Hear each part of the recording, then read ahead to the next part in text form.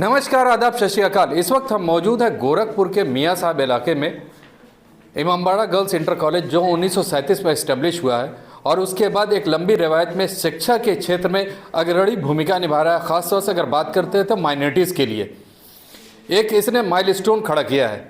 उस वक्त शिक्षा के अलग यहाँ जगाया गया जिस वक्त ये कहा जाता था कि पढ़ाई के लिए बच्चियाँ घर से बाहर नहीं निकलती हैं। उस वक्त यहाँ पर परंपरा शुरू की गई एजुकेशन की और आज एक ये वट वृक्ष की तरह बन करके खड़ा हुआ है।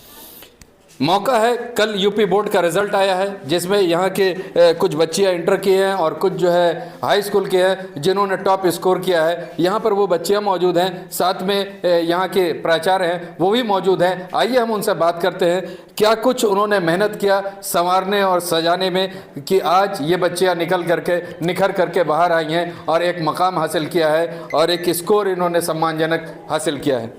कितने बच्चे टॉप स्कोर किए हैं यहाँ पर कम से कम 20-25 बच्चों ने 75% से अब हासिल किया है और उनका ये वो है जैसे 87% है एक लड़की का, फिर 83 है, 85 है, 82 है, 81 है, 75 से कई बच्चे हैं, कम से कम 20-25 बच्चे हैं 75 से अबव हैं हाई स्कूल में। हाँ, हाई स्कूल में और इंटर में भी 15 बच्चे कम से कम 75 से अबव हैं जिन्होंने बहुत मेहनत की है। और ये हमारे बच्चे बहुत अच्छे हैं और यहाँ की टीचर्स भी बहुत अच्छी हैं जिन्होंने इन बच्चों के साथ बहुत लगन और मेहनत से पढ़ा करके आज इनको इन मकाम पे खड़ा किया है। और इसमें बच्चों की भी मेहनत शामिल है, हम सब की मेहनत शामिल है इसमें।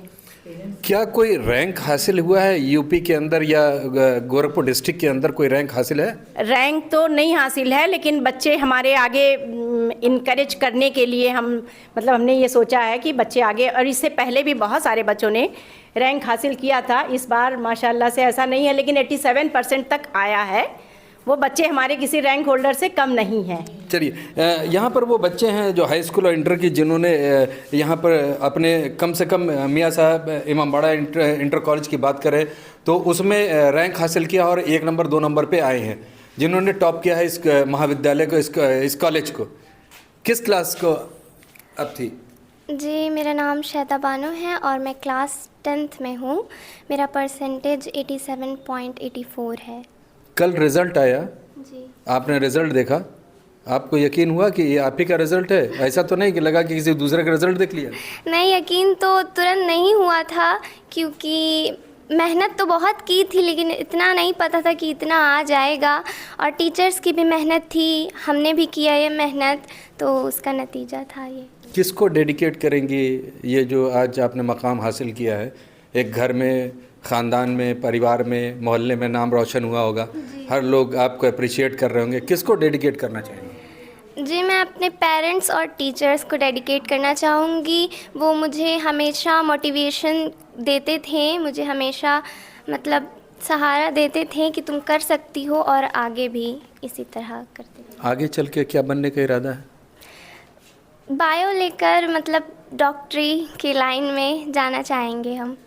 चलिए, बहुत अच्छी बात है। शुभकामनाएं आपको कि आप जो चाह रही हैं वो आपको मिले, मकाम मिले। आपने इंटरमीडिएट में हाईएस्ट स्कोर किया है जी। कैसा महसूस हो रहा है? बहुत अच्छा महसूस हो रहा और जाहिर सी बात है सभी को अच्छा महसूस होता है अगर अच्छा स्कोर किया होता है। मेरा नाम ताजमीन इरशाद है और मैंने 83.6% हासिल किया है इंटरमीडिएट में। आगे क्या इरादा? अभी डिसाइड नहीं किया है, जब करेंगे तो बता देंगे। अब तो यहाँ पे तो ब्लॉक हो गया ना, यहाँ तो इंटर ही तक था। अब इंटर के बाद अगर आपको ग्रेजुएशन करना है तो जवाद अली शाह, ठीक है, और अगर किसी प्रोफेशनल में जाना है तो फिर जवाद अली शाह तो है नहीं। हाँ, तो आगे चल के जो होगा वो देखा जाएगा, आप भी देख लें। कुछ तो माइंडसेट बनाया होगा? माइंडसेट तो बनाया है बट अभी कंफर्म नहीं है। क्या माइंडसेट है? क्या माइंडसेट है क्या बनना चाहते हैं आप आगे चल करके? आगे चल करके एक टीचिंग लाइन में या प्रोफेसर, ये सब डिसाइड करा है चलिए, ठीक है। यहाँ पर ये बच्चियाँ हैं जो साफ उनका कहना है कि हायर एजुकेशन के लिए प्रोफेशनल कोर्सेज़ को अडॉप्ट करेंगे, चाहे वो टीचिंग हो, चाहे नर्सिंग हो, चाहे मेडिकल हो, चाहे इंजीनियरिंग हो, जिसकी जो डिज़ायर है उस हिसाब से करेंगे।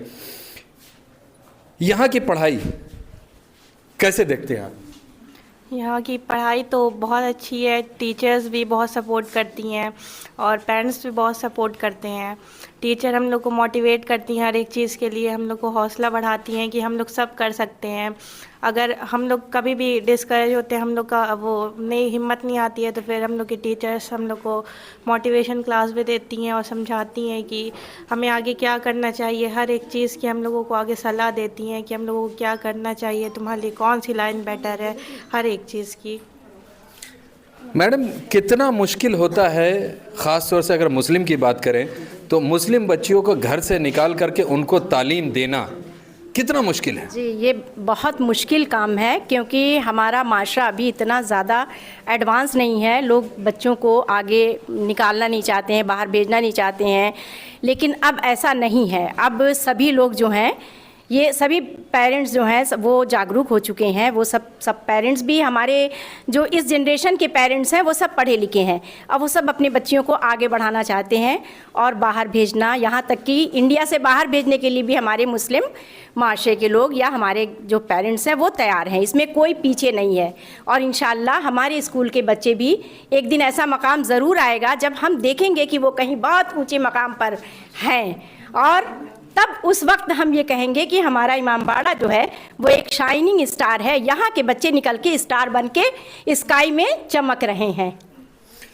तो यहाँ आप विजुअल में एक चीज़ हम यहाँ पर एकदम साफ साफ कर देना चाहते हैं कि विजुअल्स के अंदर आप देख रहे हैं कि यहाँ पर वो बच्चे हैं जो मेरिटोरियस बच्चे हैं, जिन्होंने अपना एक मकाम हासिल किया है यहाँ के अंदर। जो एक मिथ बनी हुई है अभी पीछे कई दिनों से और सालों से ये सुनते हुए चले आ रहे हैं कि चाहे वो पॉलिटिकल कैरियर की बात हो या पॉलिटिकल स्कोप की बात हो, कि हमेशा कहा जाता है कि ख़ास तौर से मुस्लिमों को डिनोट किया जाता है कि ये पंचर बनाने वाले नहीं, पंचर बनाने वाले होते हैं। ये आपको ये यहाँ पर ये जो विजुअल्स दिख रहा है, इस विजुअल को देख करके आप कर सकते हैं कि शायद मुस्लिम कम्युनिटी पंचर बनाने वाली नहीं है। ये वही मुस्लिम कम्युनिटी है जिन्होंने APJ अब्दुल कलाम दिया, ये वही मुस्लिम कम्युनिटी है जिन्होंने जाकिर हुसैन को दिया, ये वही मुस्लिम कम्युनिटी है जिन्होंने फ्रंटियर गांधी को भी दिया। तो ये कहना सिर्फ मिथ है, इसी पर इल्ज़ाम लगाना है। ये बानगी यहाँ पे दिखाती है कि किस तरह से आज मुस्लिम समाज की ख़ास तौर से बच्चे ही नहीं, बच्चियाँ भी घर की बेड़ियाँ तोड़ करके एजुकेशन ले रही हैं। सन 1937 की बात हम कर रहे हैं, जब आज़ादी नहीं मिली थी और उस वक्त ये कहा जाता था कि बड़ा बैकवर्ड समाज है। उस वक्त यहाँ पर रोशन अली शाह के जो वंशज हैं उन्होंने इस स्कूल की तामीर की और स्कूल स्टार्ट किया, और आज ये बड़ा सा वट वृक्ष लेकर कर इसका रिज़ल्ट आपके सामने है। होप सो इसी तरह से ये आगे तरक्की करेगा और आने वाले समय में हम चाहेंगे, हमारी ये दुआएं हैं कि ये स्कूल की बच्चियां ये सिर्फ अपने कॉलेज ही में नहीं, डिस्ट्रिक्ट में ही नहीं, बल्कि यूपी के अंदर कोई ना कोई मकाम हासिल करें। मैं मोहम्मद यूसुफ, गोरखपुर से।